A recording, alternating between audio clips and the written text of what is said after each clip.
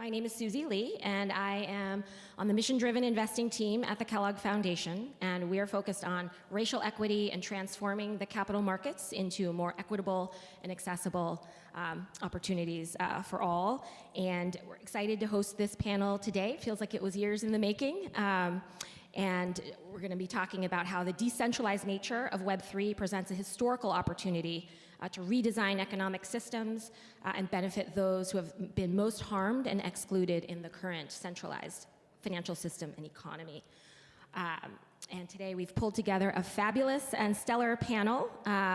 We have Sheila Warren, the CEO of the Crypto Council for Innovation, Scott Onder, the Chief Investment Officer of Mercy Corps Ventures, and Aryan Shuta, founder and managing partner of Core Innovation Capital. And we're going to start off by journeying to the future and have each of our panelists provide their boldest vision for Web3 and what passion sparked their entry into Web3. And we will start with Sheila Warren, CEO of CCI. Thank you. I get to get and pick this microphone. So I think it's important for me to begin the journey as the first speaker explaining the challenges I see in Web 2, because that, of course, is the reason why I am so passionate about Web 3. I've dedicated this part of my career to furthering policy and advocacy work in this space. And I thought about how to explain this, and something that happened yesterday is emblematic to me of the challenge. So in the wake of the Washington Post cancellations, et cetera, in the wake of their declining to endorse a presidential candidate, leaving aside what you think about that, this sparked the latest round of people in my inner and outer circle discussing, can we actually jettison Amazon? Is it time? Is it time to finally, and we're all moms, so this is a very big deal.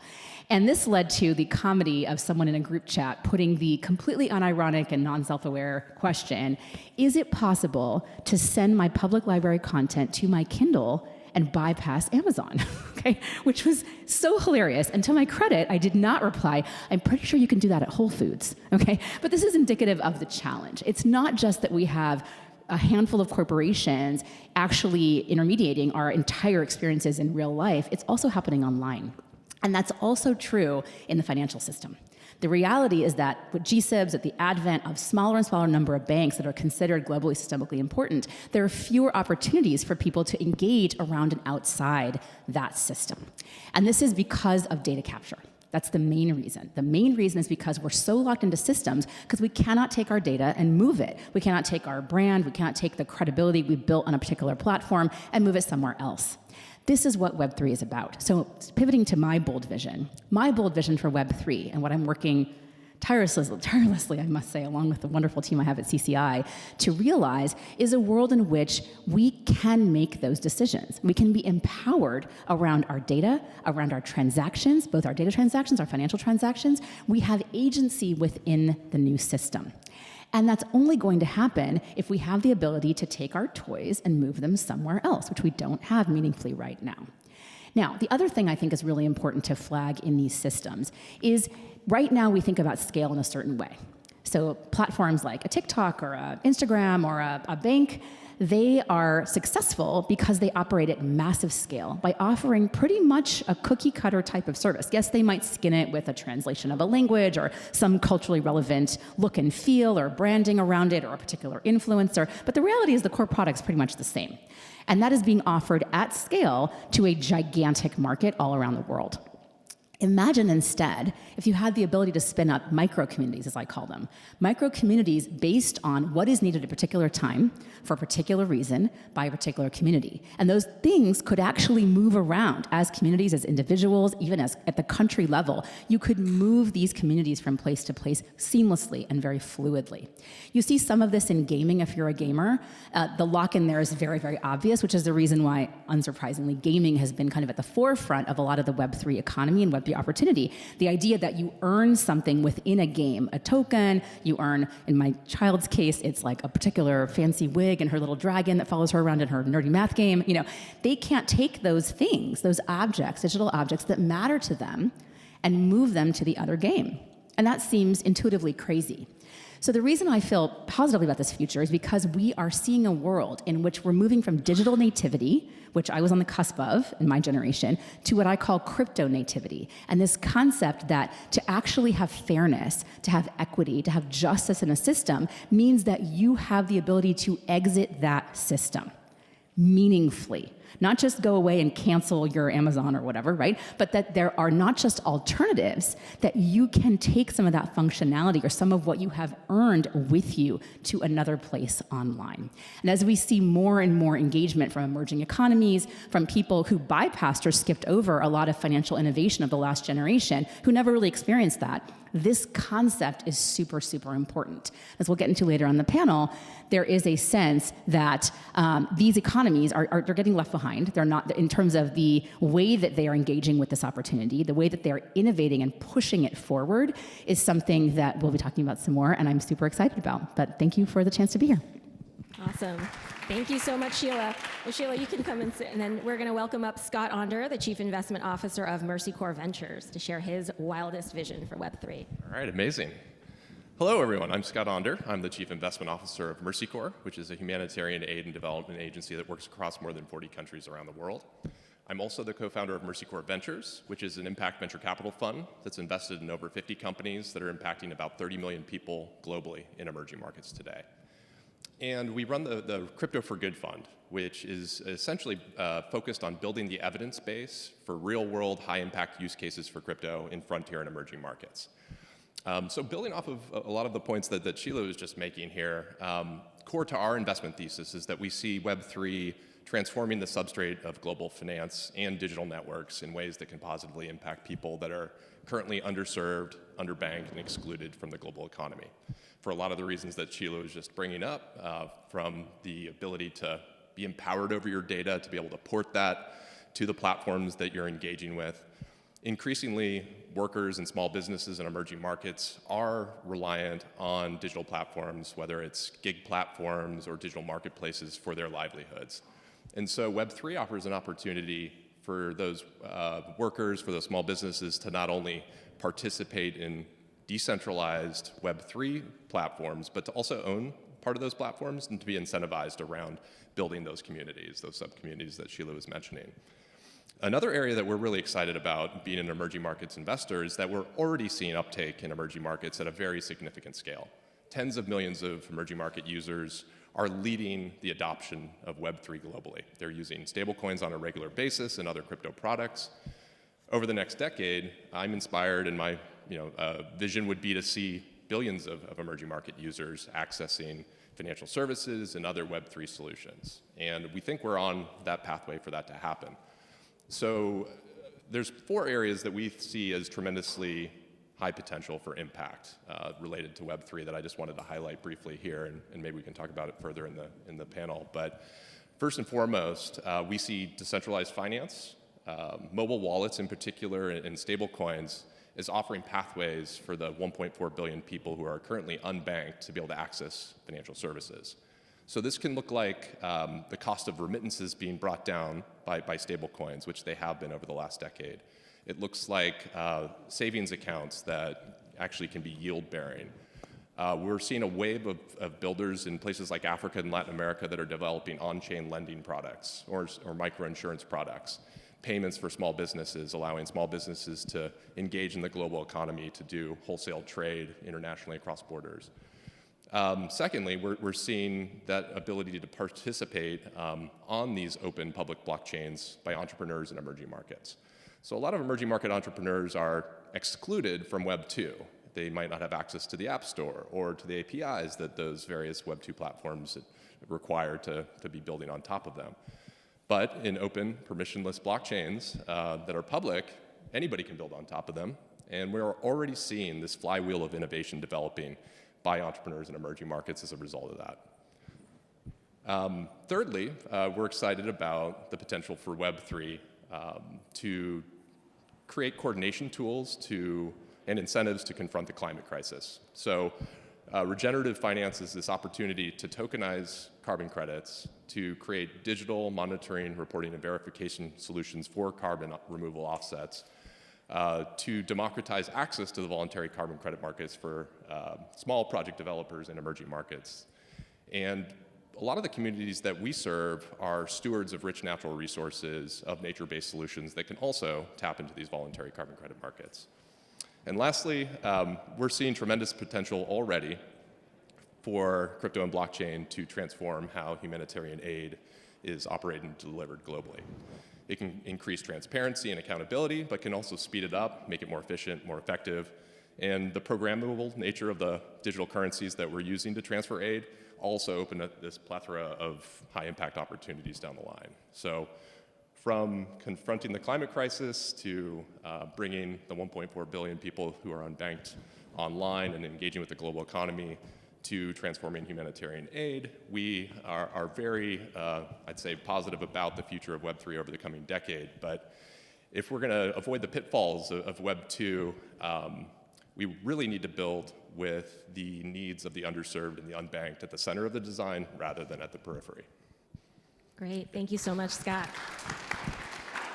And finally, we're going to welcome Aryan Shuta, the managing partner and founder of Core Innovation Capital. Happy to be here. Aryan Shuta. Core Innovation Capital is a venture firm focused on the United States, fintech investments to create financial freedom for everybody. And we're especially interested in the financial freedom from the bottom up. So we're looking at a lot of technology solutions to empower low, moderate income consumers and really everyday Americans. I think of the crypto space as a secular shift from centralization to decentralization. So if you think back, like we used to run on mainframes, then we started, moving to PCs, then we started moving to the internet, mobile phones. This is a natural evolution of how technology has evolved over the last 50 years that I think is completely inevitable. We are not a crypto native fund inherently, although we've been early involved in crypto since 2012 when we're one of the largest check writers in a company called Ripple. And since then, we have made selective bets that we think really allow economic empowerment. So the three areas that I'm excited about, this will sound familiar to what you've heard before, so I'll keep it high level, are one, they're really about areas that I think in many ways feel abstract to everyday people, but will increasingly become quite concrete. So most people don't think of their digital identity or their digital exhaust of having any monetary value. So that's one that I think kind of Web3 can give us the agency over, the control over, and the ability to monetize our own digital identity. Two is democratizing platforms. And three is getting independence of currency risk. So on the first one, consider that the big tech companies are making something to the tune of $500 billion a year just monetizing our digital information. So think of the Googles of the world, or think of the Experians and Equifaxes of the world. They're making, again, approaching $1 trillion a year just on monetizing, whether it's our shopping preferences, our online moves, our identity, my name, your address, your credit score, right? All of these things are monetized by third parties, and we don't have any control over our digital exhaust, nor the ability to monetize that. The world will shift in a way where that, call it $500 million, doesn't need to be monetized by a third party without our control, but we can monetize with our control so that you could choose to share your information or not. And when you want to verify that you are who you are and you open a bank account, for example, you can earn $1 as opposed to Experian earning $1 or $5 to verify your address instead of CoreLogic earning that $5. Et cetera, et cetera. So this is an asset that most people don't realize that they have, that other parties are monetizing, that in the future we will. That's one. So that's looking at kind of the ownership and control over our own digital self. The second is democratizing platforms, right? We're all aware, and you guys have talked about, think of the largest hospitality company which owns no real estate, Airbnb. Think of the largest retailer owns no inventory. Think of the, we're familiar with all these. And so these platforms are charging a tremendous toll on being resident on them. Somewhere from 20, 30%, much to everyone's chagrin, it's still true. And that's largely because search, I like the way you're talking about it actually, but I think of it in terms of the search problem, right? Like it's very hard to find, an Uber driver who happens to be here when I'm looking for an Uber. So Uber gets to charge a big toll for my use of it. As you start being able to shift from centralized control of these, and as basically search becomes a commodity, the ability for these platforms to charge as much as they do is going to be reduced. So people should be able to sell their services, sell their resources, sell their time, and be able to capture a lot of that near $1 trillion of enterprise value themselves in our online commerce.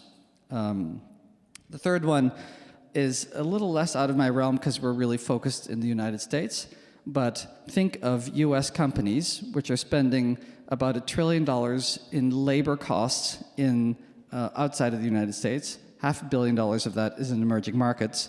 We're complaining here about the cost of inflation. Think of inflation in other places, which makes our inflation seem ridiculously inconsequential.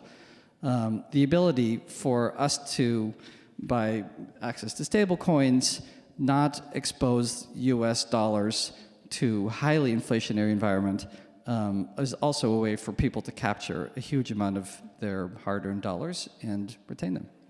So those are 3 ways that we think about this, and I'm excited for the panel. Great. Thank you so much, Ariane. Wonderful. Well, we've seen such a bold vision for the future. I want to be living in the future right now, where we are banking 1.4 billion unbanked people, where there's equity, justice inherent in our economic system. But now I want to dive into the current state of Web3. Crypto has gotten a bad rap in recent years with frauds like FTX, and even blockchain has kind of become a bad word. Everyone's really focused on AI. So would love to hear from our panelists about the current state of Web3, particularly with the lens of equity and inclusion. And Sheila, let's start with you. Perhaps that policy lens, what's happening, what's possible? Sure. Thanks, Susie. So you're not wrong. I think that some of the negative press about the crypto industry is well-deserved. Some of it is not actually well-deserved, and we don't have to go down that unless people are interested.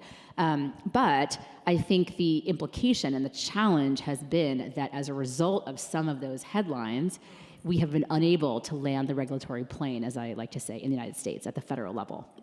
And okay, fine, you might say, who cares? We're not regulating the industry. Why does it make a difference? It matters for a number of reasons, most of which pertain to equity. Number one, it matters because we are the only economy that is engaging deeply in the crypto ecosystem, that gets to set the rules of the table, that does not have clear rules.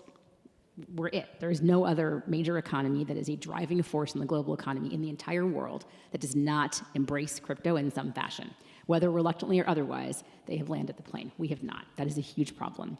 It means that we are not at the table when it comes to what the digital future is going to look like. We're simply not playing the right game. Secondly, within our borders, it means that that lack of clarity, regulatory clarity, makes it very hard to build in the United States. Right now, lawyers who specialize in crypto, not in the industry, but outside at law firms, are advising clients to put aside millions of dollars for potential SEC lawsuits if they're building. That is absurd.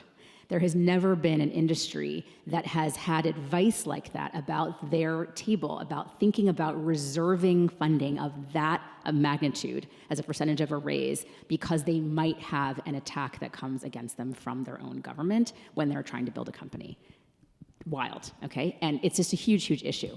And as a result of that, a lot of people that can't get access to capital already, usual suspects, underprivileged backgrounds, women, people of color, they simply can't raise, and if they raise, they can't build.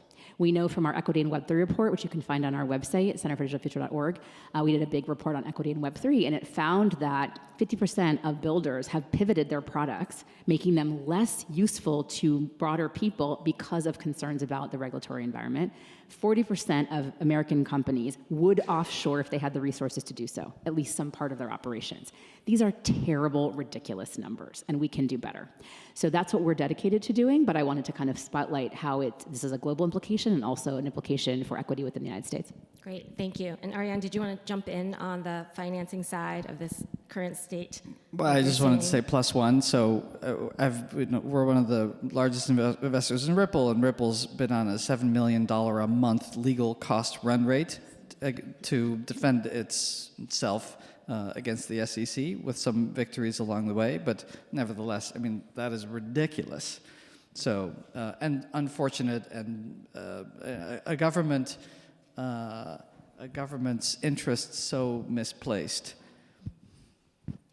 And Scott, do you want to chime in on what you're seeing in emerging economies where it seems like opportunities are more, more prevalent and perhaps the barriers are fewer? But. Well, yeah, and I think there's a really interesting dynamic at play in a lot of the emerging and frontier markets that I'm focused on, which is that crypto is actually solving a real need, a pressing and urgent need for billions of people, and uptake is happening and growing really quickly as a result of that. So maybe I can zoom in on a couple of those use cases. So actually, Ariane mentioned how in a lot of these markets, hyperinflation is rampant. In places like Nigeria and Venezuela and Argentina, hyperinflation. Turkey. Hyperinflationary environments just make it really hard to manage your household or manage your small business. And the opportunity to have a US dollar denominated stablecoin as your store of value, as your savings account, is transformational. It presents opportunities to not just keep your savings from being eroded by inflation, but you can actually earn modest yield off of that as well. And when this is for people that maybe have never had a bank account in the past, that can really be impactful, obviously. Being able to have a US dollar denominated stablecoin savings account also allows you to participate in the global economy. So small businesses in Africa and other markets do not have PayPal. They do not have ways to get paid for their services or for their products from abroad. And so to be able to finally get paid means that you can participate in cross-border trade. You can not just sell your products and services, but you can actually import wholesale goods from India or Taiwan or wherever you need to, expand your product basket at your store in sub-Saharan Africa and be able to sell more at better margins. So those are things that we probably take for granted here in the US because we are, for the most part, banked and are living in a more stable inflationary environment. But those two really core, very basic features of crypto are driving adoption at a really rapid pace. Great. Sheila, you want to jump in? Yeah, I'll just flag all of that. So my last job, I founded the blockchain team at the World Economic Forum. And 7 years ago, I said, we're going to see much more uptake in emerging economies than we're going to see in really the global north. Frankly, we're going to see more uptake in the global south. And the reason for that is because there are acute problems that this really immediately solves. And sure enough, that's what played out. But I do want to spotlight, we also found in our report that here in the United States, there is a sense that crypto is only being used for speculation and for investment. And that actually, it just depends on income level. So if you are a household over $100,000, you tend to be holding a Bitcoin or whatever for investment purposes. If you make under $50,000 in your household, you're using it for payments. And the reason is that you don't have other options. So it winds up being a cheaper way, even within our borders. And so I think we forget a lot of times that we have a history of financial exclusion, and that happens at a country level, at a community level, and an individual level. Right? And so we may not overtly redline anymore, but the history of that financial trauma is really real. And so even when people have access, like a lot of times people at banks will tell me, well, we fixed all those problems. We don't redline, we massage the FICO, whatever it is. And I'm like, okay, fine, great. But like people have to want to trust you and want to use your services. And a lot of them don't because it's not their great-great-grandfather who was excluded, it's their aunt, it's their grandma, it's their sister, it's whoever it is, right? For whatever reason, and they remember that. So I think it's true here as well, and I just wanted to make sure that I landed that point because we talk a lot about this as a us versus a rest of world situation, and actually well within our own borders, we're seeing a lot of uptake in real use of this beyond investments. Yeah, I just wanted to flag also some great research that CCI did on Black people's usage of crypto and adoption. And I think one of the surprising findings was that the adoption of crypto by Black people was higher than white counterparts. And partly that is due to the historical trauma and lack of access to conventional financial products and sort of this seeing of trust in a new system that has in theory and technically is transparent and fair. So just wanted to flag. Yeah, and there were a lot of detractors about when Vice President Harris talked about this and talked about Black men particularly in crypto, but it's based on real data. And that actually came from reports like the one we did. Yeah, and I want to pivot a little. So we've talked a bit about this future and then framed up kind of what's happening in the current state. And I want to get into sort of barriers and solutions. And maybe, Ariane, I'll start with you. Scott, we've seen, you're seeing in emerging economies that the entrepreneurs and the innovators that are solving these problems are proximate to the problems that they're solving. They have lived experience in the communities that they are serving. And Ariane, you are focused on financial freedom for all, with more of a U.S. focus. And can you talk a little bit about if this thesis holds true that entrepreneurs proximate to the problems with a lived experience are best able to solve for them? In the United States, less than 2% of all venture capital goes to any founders of color and women, all combined. However you slice it, it's less than 1% for Latinx founders, for Black founders, for women founders. We get to women of color founders, it's like 0.00. We can't even, it's a rounding error. So what are you seeing in terms of the entrepreneurs in your pipeline? Can you talk a little bit about your portfolio and a bit about this perhaps barrier to capital issue? Sure. Well, at the risk of acknowledging that we're all victims of our own experience, I can just speak of, our particular platform. And so when I got into this, we really started with a focus on fintech for the un- and underbanked. And so our hypothesis was, well, it's really going to take backing founders who come from that lived experience, who really know, who've walked in those shoes, as opposed to, some white Stanford kid who's had everything, offered to him along the way. And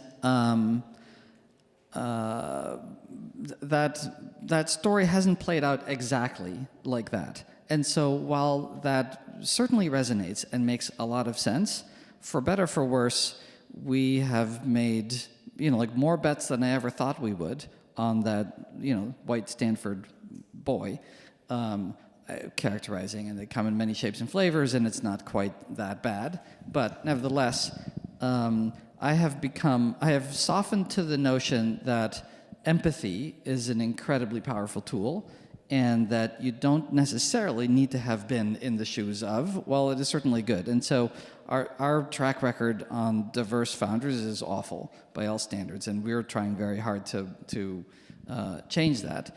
Nevertheless, I would argue that the results of our companies have been quite extraordinary, and very much for the benefit of tens of millions of low moderate income consumers, oversampling Black and brown people dramatically.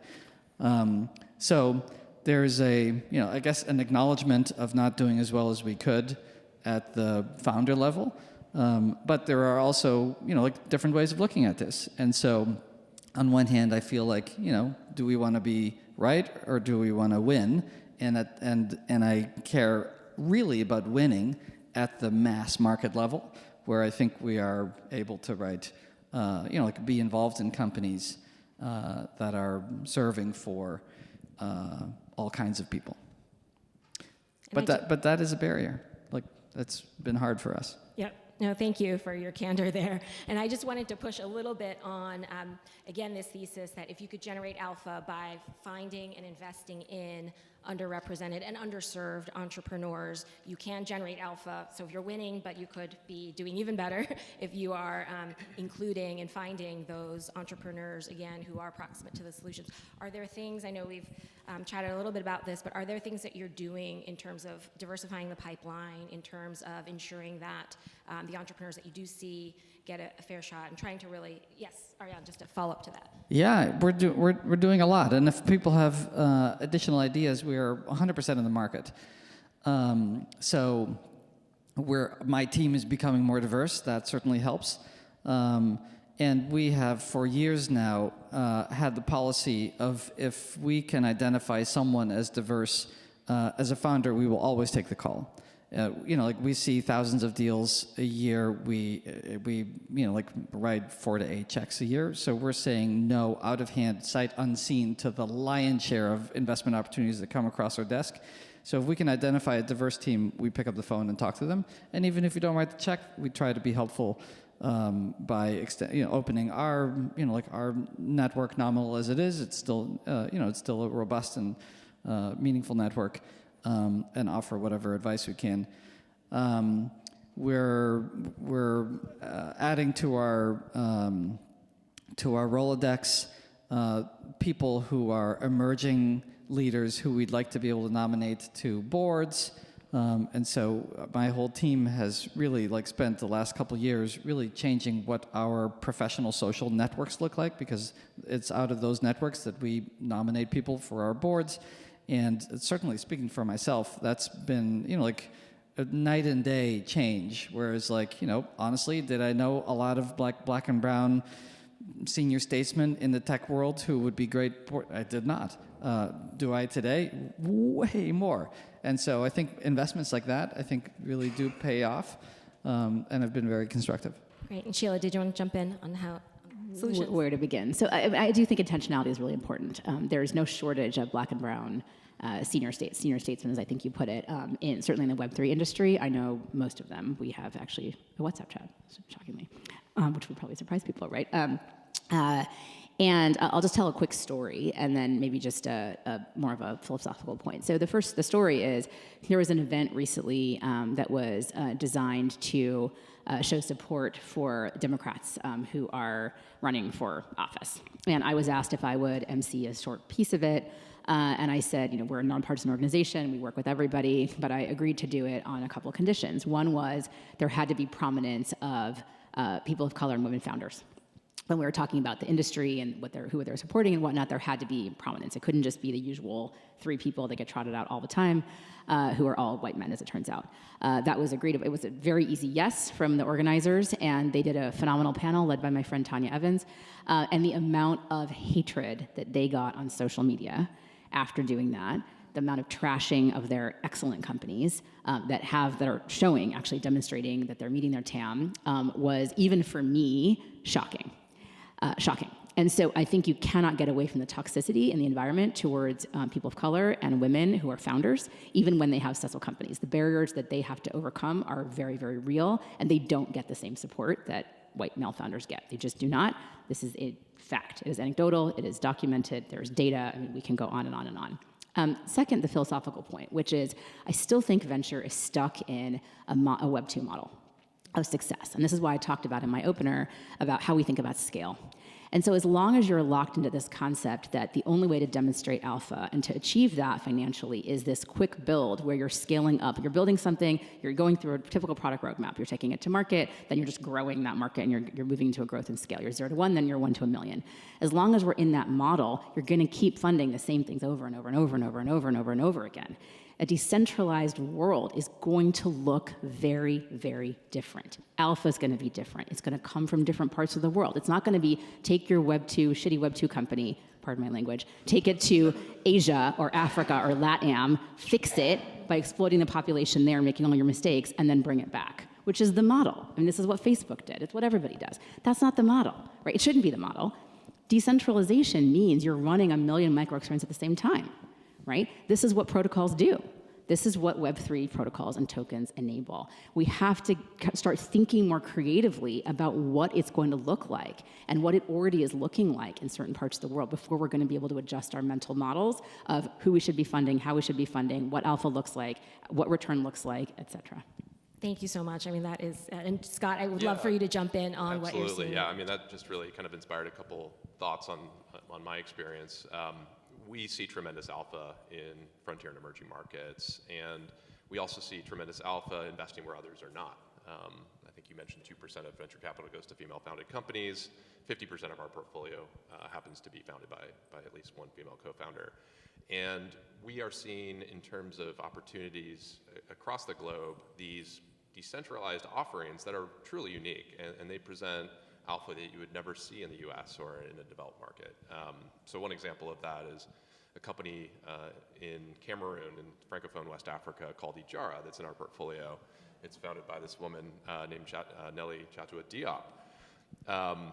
She had this vision to create a savings product for Cameroonian households, where I think 9% of households actually have a savings account, or 9% of adults do. So less than 1 in 10 people, which is just, I mean, remarkable to even think about. But that's also a massive market opportunity that Nelly saw.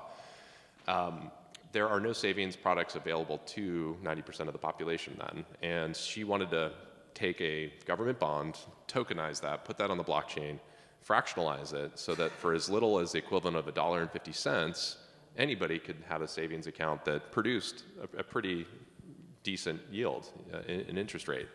The uptake on that product has been like wildfire. It's really worked. It's taken off. She's now developing that with governments across Francophone West Africa. And I couldn't imagine a creativity or a concept like that coming out of anywhere else. It's just so perfectly suited to those markets, to those types of consumers, to solving real pain points. We also can't ignore demographic realities, right? So 1 in 5 people under the age of 20 by 2030 is going to be African. I mean, why aren't we investing all of our money and searching all over the continent for opportunities? It's a digitally native population. They were skipped over by the banking system, right? Why aren't we looking more at island communities? I mean, so much of what is happening, again, in this Web3 environment where you have decentralization is just not culturally as relevant in certain parts of the normal American context. It's going to be harder and harder to build from a place like Palo Alto for the proper TAM, right? You're going to be so far away from that TAM. So like I say, I don't necessarily think that means that you have to have a Cameroonian founder or a Nigerian founder or a Senegalese founder necessarily, but I do think it means that there's an openness and thinking really practically and creatively. I don't even think it has to be creative, but thinking practically about what are the pain points that can be addressed by this wave of technologies is something I think it's going to involve cracking open our imaginations and looking at the world in a different way. Great, thank you. And I know we're almost at questions from the audience, so there are cards being collected. If you have questions for our panelists, please do drop your cards in the box that is circulating. I have one final question for our panelists, maybe a flash answer from each of you. Our audience is comprised of investors, entrepreneurs, innovators, ecosystem partners. What is one call to action or one potential solution that you can recommend that folks in our audience can kind of take away? What is needed to get us, to bridge us from the current state to this beautiful future that you all articulated? Ariane, do you want to start? Yeah, the same advice for AI. Basically, get your hands dirty. If this all feels like so distant to so many people unless you're in it, and the language is all like kind of this kind of abstract tech language, and it feels very remote. I think just getting on chain, interacting, using some technologies yourself is a change agent for your ability to really understand it, understand what the barriers are, be able to communicate with your teams, and start thinking about how you can deploy your investment dollars. That's something that we've done. We encourage everyone who's around us to do. Get your hands dirty. Well, one thought that comes to mind for me is harnessing this amazing community that I think is represented here at SOCAP in terms of impact investors that have real experience measuring impact in a rigorous way and kind of understanding where underserved users can be better served globally. And there is a real lack of impact investment presence in the Web3 space. I can probably count on one hand the number of funds that will co-invest alongside us. And there's a skill set represented here that I feel like could bring tremendous value to the Web3 community. We have decades of experience in kind of measuring and managing impact and understanding how that fits into sustainable business models, and would just love to see more impact investors crowded into the space in the years to come. I was going to say download digital wallet and play around with it because it's really easy to do. They're so much more user-friendly than they were even a year ago. And so don't be intimidated by the technology. It's actually quite simple and quite sophisticated now in terms of how usable it is. But I'll say that anyway. And then I'll also say, I do think that there's a big pipeline building at universities. I actually think this is really true. My husband was actually the first state school hire at Google ever, like in the history of Google. He was the first person ever on the engineering side that was hired, not out of like a MIT, Harvard, Stanford, Caltech. Building that talent, I think, is really important. It's something everyone in this room, you can mentor, you can fund, you can support scholarships. You're not going to get these people in the rooms that they deserve to be in and that they've earned the right to be in if they don't actually have some of that capital that's coming to them in their early stage. And these are already proven people. They're already in university. They're already in these environments. They're just not necessarily able to harness some of that opportunity because of debt burdens and other kinds of things. And I think that the educational system is underutilized. But I actually think people are always like, oh, it's too late if they're in college. I disagree with that completely. I think a founder mentality is something that you grow up with. And if you are the kind of person that can make it into a university, you already have it. You've already demonstrated you have grit, you have resilience, you have compassion, you have just a tremendous amount of energy. And supporting that, I think, is critically important. Great, thank you. We have tremendous questions from the audience, and I wish we had another hour because we could have a really incredible discussion. I'm going to ask, I will go through, I'll ask these and then ask that our panelists try to keep answers to like a flash answer, maybe a minute. And so I'm going to start with this very timely question, which we have not yet discussed, but how do you think the upcoming election will affect Web3? And Sheila, maybe we start. Yeah, I can. That is like a Trying to 2-hour-long yes, panel. I I know. literally did a 45-minute panel at Mind 2020 on this You can exact have topic. my minute. Where to begin? There's no question, I think, in the United States, I can't be Flash, I'm sorry, that the next administration is more Web3 friendly than the current one. That is a fact.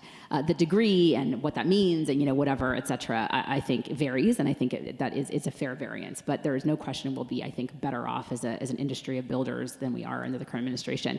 I think the important thing, the thing I just want to underscore, and is that Washington, DC has fatigue about crypto, and who could blame them?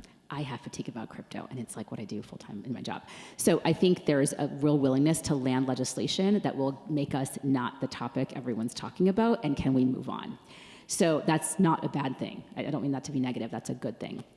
What that looks like, lots of ways that could play out, depending on who's in office, who's in the Senate, who's in the House, who are the leaderships of these various committees, but I feel optimistic about it. Great, thank you. I think this next question perhaps is for you, Scott. How do we get municipal governments to become more comfortable with Web3 as a medium for advancing economic transformation for the underserved? Oh. Well, municipal governments in the sense that they could be building talent pipelines is what comes to mind first and foremost for me. I think we're seeing that there's quite an opportunity to be cultivating kind of entrepreneurial ecosystems within different places rather than just Silicon Valley, kind of decentralizing, so to speak, the innovation ecosystems that can be more attuned to local needs and local opportunities to create innovation. So we're seeing that throughout like a host of African countries where there's various regulatory sandboxes at play that welcome in innovators to be building products and services that are suited to their citizenry. So I'm not sure if I'm actually addressing the question exactly here, but I think there are opportunities for municipalities around the globe to be kind of embracing that innovation aspect. And then the open source nature of Web3 is really conducive to that kind of open innovation, as I was alluding to before. So builders from anywhere can build on top of Ethereum, on top of Solana, on top of any blockchain that's public. And what that's doing then is creating opportunities for governments, for the private sector to be able to kind of innovate in ways that are conducive to their countries. Great, thank you, Scott. So this next question, does Web3 risk undermining important public regulations that protect disadvantaged consumers and public taxation that supports the safety net? So I think this has been a question that has split perhaps by, it's really Sheila, do you Well, want it's so funny. I just did a podcast with the head of IRS enforcement at Money 2020, and so I encourage you to listen to it because it's fascinating to hear Seth's story. Taxes are actually landed in crypto, and they have been since 2014. So if people aren't paying taxes, they are in violation of the law. It's very clear how to pay taxes. It's not hard to comply. So I would kind of like skirt around that part of the question because it's just not an accurate depiction of what's happening right now. That has been the case for 10 years now, that you know how to pay taxes, and if you don't do it, you're a criminal, so you should pay taxes. Yeah, pay taxes, right? I mean, I don't know what to say. Like, that's kind of where we are. What was the first part of the question? around the regulations that protect the underserved? Oh, this is a great question. So I'll do a very brief version of my much longer rant that it's not hard to find online about accredited investors and how I find the concept very offensive because it basically means you have to have money to make money and you have to be wealthy before you're determined smart enough to decide what to do with your money, and I find that grossly offensive. And I've said this to the chair of the SEC, I've said this to Senator Cory Booker, I've said this to both presidential candidates. I find this very offensive. And so to me, it's less about the protection that we're assigning and how we're actually making that protection about really grounded in empowerment and agency as opposed to grounded in paternalism. And that, then I get called a libertarian, and I'm like, well, maybe that's true. Maybe that's also true. Maybe these things all come around at some point, and you end up with a consistent philosophy around empowering people. Mm-hmm. Got it. Thank you. All right. This question is very relevant to all that we've been discussing here today. The question is, as more money and institutional funding continues to invest in Web3 and crypto, how does the vision of helping underserved remain possible? It's kind of a big one, but I don't know if you have one takeaway that we can highlight for our audience. Well, one thought that comes to mind for me is that we've, over the last 10, 15 years in crypto, been in this infrastructure building phase where we're really building the rails. And now we're entering what's going to be more of a consumer app-facing phase of innovation. And what the opportunities arise there then can become, like to Sheila's point earlier, you can build for micro communities. You can build for very specific customer segments in ways that we haven't been able to before. And for me, like I've been primarily working in Africa and emerging markets where people have now had mobile money for upwards of 15 years. So users are very fluent in digital financial services. So we can build on top of these more open source rails to provide like a plethora of different high impact solutions that are essentially customized for underserved customer segments in ways that we've never been able to do before. Great. And these next set of questions, I'm going to try and combine them. They're both about stablecoins.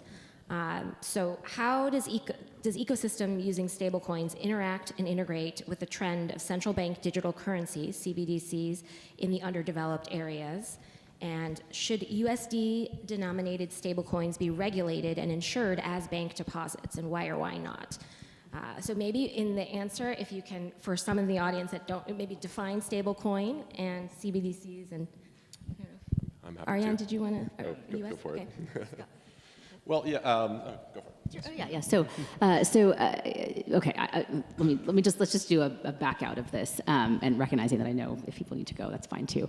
There are three basic forms of digital currency. Okay, so one is a central bank digital currency that is fiat money. It has no distinction apart from form factor. It is fiat. It is the same thing as all other fiat money. There's something called a stable coin. That is a coin, a digital currency that is pegged to fiat. Usually US dollar, but it could be, in theory, anything else, right? So its value is its derivative from that fiat currency, but it is not itself bank money in any form or fashion. Third is a cryptocurrency that has its own intrinsic value. Bitcoin's a classic example. It goes up and down depending on the market, et cetera. But it's not pegged to anything, and it doesn't have any sort of connection to central bank money. It is an alternative to central bank or bank money or M0, M1, et cetera. And so now I forget the questions. I think the first question was about, stablecoins and CBDCs. Okay, so I have always felt, and I've been saying this for 10 years now, that there is room for all three of these opportunities, and that has proven true. So we do have central digital currencies out of China. Digital yuan has been in circulation, has been in production for quite some time. USDC is an example of a responsible, I would say, stablecoin. There are many other examples. There's PayPal that launched a stablecoin. Paxos has a stablecoin. Tether is a stablecoin. Those are, to varying degrees, pegged to the US dollar. And then there's, of course, Bitcoin, which if anyone thinks Bitcoin's going away, I mean, I don't even know what to tell you at this point. That's just a ludicrous thing to imagine is possible. It is around forever. So we already have these three things that exist. It's a matter of what do we do with them and what's the mix. There's a big debate happening in certain parts of Congress right now about central bank digital currencies, at the Fed, by the way, about central bank digital currencies versus something like a US dollar coin, which makes more sense. My personal belief and the person who asked this question clearly has a lot of knowledge, so I'll answer it somewhat technically, is that a retail CBDC in the United States makes absolutely no sense. The Fed, there's just no way to administer that. It would just be a ludicrous proposition. And I say that as somebody who is a fan of government services in general, and I'm very optimistic about them getting more, user-friendly, but like, why on earth would we do that? Whereas a wholesale CBDC makes a tremendous amount of sense. And you already see those in operation in most parts of the world. Most banks are either contemplating or have piloted projects in this space, particularly in cross-border. So my personal view has always been and remains wholesale CBDC, yes. Retail CBDC, why? And I can be convinced, but I am not convinced. And it's been a long time people have been trying to convince me, and I'm not convinced.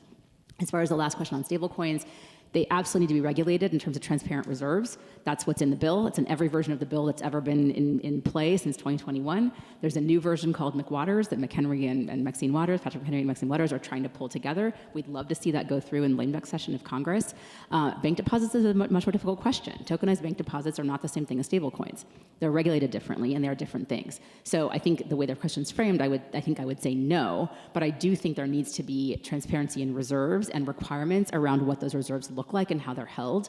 And again, there's no world in which a bill would pass Congress that would not have that contemplated in some fashion. Great. Long Scott, answer, did you but- want to? That was amazingly comprehensive. I don't think there's anything to add. Thank you, Sheila. Okay, our final question from the audience is about DAOs. So first I'm going to ask whoever answers to define a DAO. But what is the state of DAOs, specifically DAOs for impact? And are these vehicles for investment? And what are the metrics to, what are the metrics? I can't quite read the handwriting, but I think we got the gist of the question. Yeah, so actually I was on a working group with the World Economic Forum, Sheila's old, yes, on DAOs and impact DAOs in particular over the last few years. And I think there's a lot of hope there around DAOs as presenting decentralized governance tools that could really kind of work across different sectors and realms of government and the private sector and so forth. I think, unfortunately, over the last few years, we've seen DAOs kind of not live up necessarily to the hype and to the high potential that we're all seeing yet. I think there's a lot of potential still emerging there.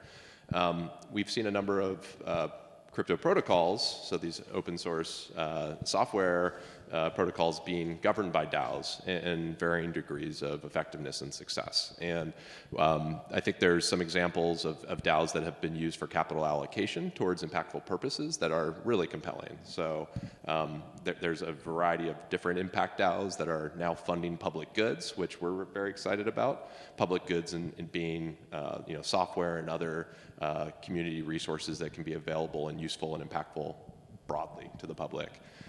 So that's just one kind of small segment of DAOs that is working, and from a capital allocation standpoint is presenting some new pathways to fund important, impactful things like public goods. I'll just add briefly. So DAOs, decentralized autonomous organizations, there is some effort to get them recognized as a legal form. And so Wyoming passed a bill called DUNA, Decentralized Unincorporated Nonprofit Associations. I think most of you in the room are probably familiar with unincorporated nonprofit associations and what they mean and what they don't mean.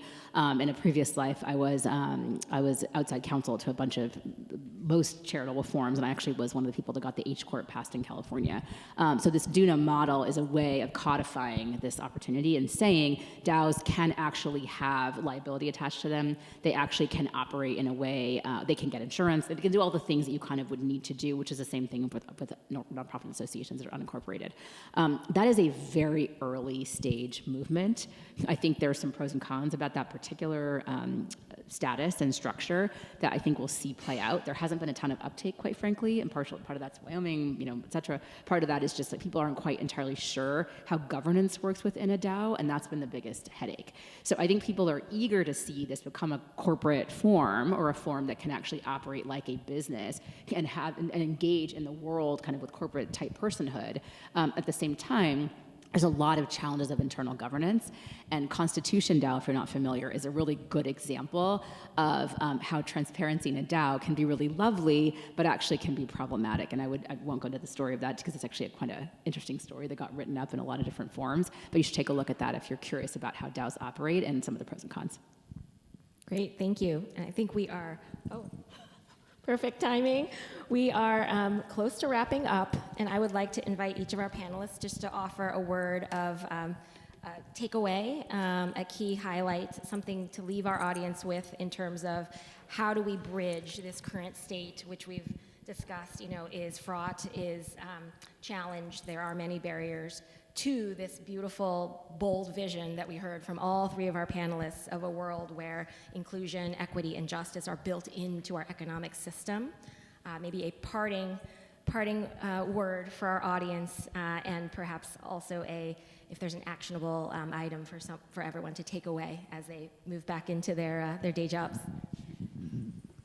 Sure, I can go first. I think, the fight for justice is messy and it's chaotic.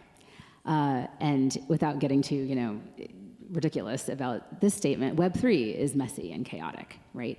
And I think some of that mess and some of that chaos is constructive. Some of it's not. Some of it's constructive.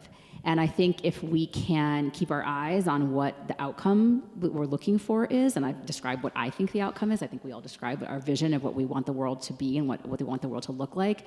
If we can keep our eyes on that, I do think this is a phase that we are going through right now because change is hard.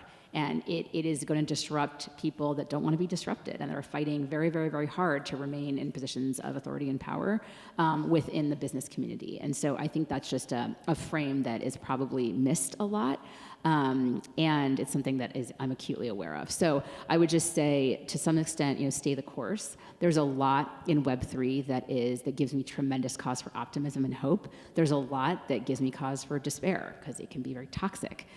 As well, and my hope is that we're going to rise beyond some of those baser elements and get to a better place. Great, thanks, Scott. Great. Yeah, and I think I'd like to just invite everyone here to really, consider decentralization as a way to empower individuals and users in ways that can be highly impactful. And whether we're talking about decentralized finance or decentralized AI, there's ways to essentially empower individuals, users to own and manage their own personal data, to participate in our increasingly digital lives on these networks and platforms that we're spending more and more time on in ways that can be positive, both for ourselves and our families, but also for our communities. And then there's a way to have community ownership, for people to be able to participate in the ownership of these digital networks that are now kind of pervading our lives. So just this is an invitation to explore. I thought Arian's comment about just start using different apps that are emerging, that are becoming more user-friendly is a great way to get started.